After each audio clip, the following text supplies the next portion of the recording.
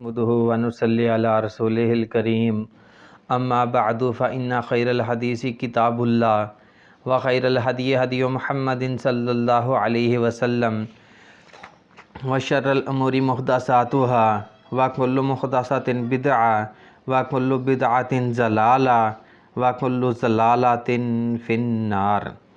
हकीम लुक़मान की चंद नसीहतें हैं। जो लोग जल्दी फ़ारग हो जाते हैं, जल्दी इंजाल हो जाता है, टाइम नहीं लग पा रहा, तो उनके लिए हकीम लुक़मान ने चंद नसीहतें पेश फरमाई हैं जो मैं आपके खिदमत में पेश करना चाह रहा हूँ। तो अभी तक जिन भाइयों ने हमारे चैनल को सब्सक्राइब नहीं किया, सबसे पहले हमारे चैनल को सब्सक्राइब कर लें ताकि हमारी हौसला अफजाई हो सके। हकीम लुक़मान की जल्दी फ़ारग होने वालों को नसीहत।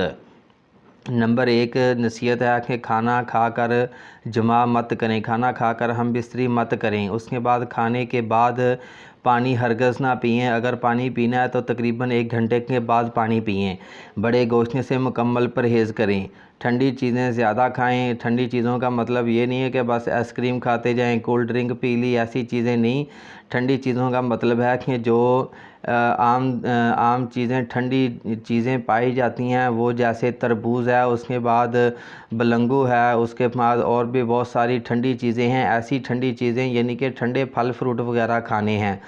उसके बाद सब्ज़ियों का इस्तेमाल ज़्यादा से ज़्यादा करें। दोपहर को 3-4 खीरे लाजमी खाएं क्योंकि खीरा भी सेहत के लिए बहुत अच्छी चीज़ है, मोटापे को कम करता है, उसके अलावा मर्दाना ताकत में भी इजाफ़ा करता है। बंद गोभी का इस्तेमाल ज़्यादा से ज़्यादा करें, यह भी सेहत के लिए बहुत अच्छी चीज़ है।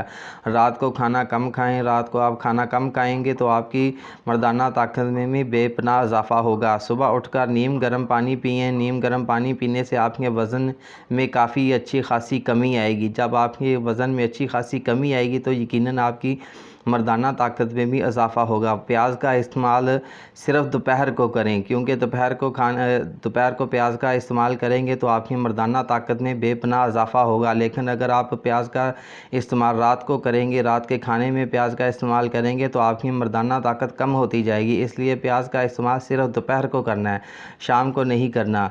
तो ये हकीम लुक़मान की चंद नसीहतें थीं। इन चंद नसीहतों पे अमल कर लें। इन चंद नसीहतों को अपने पास लिख कर रख लें क्योंकि ये बहुत ही अच्छी नसीहतें हैं, आपको ज़िंदगी में फ़ायदा देने वाली हैं। तो अब इजाज़त चाहूँगा। जज़ाकुमुल्लाह खैर। अल्लाह हाफ़िज़।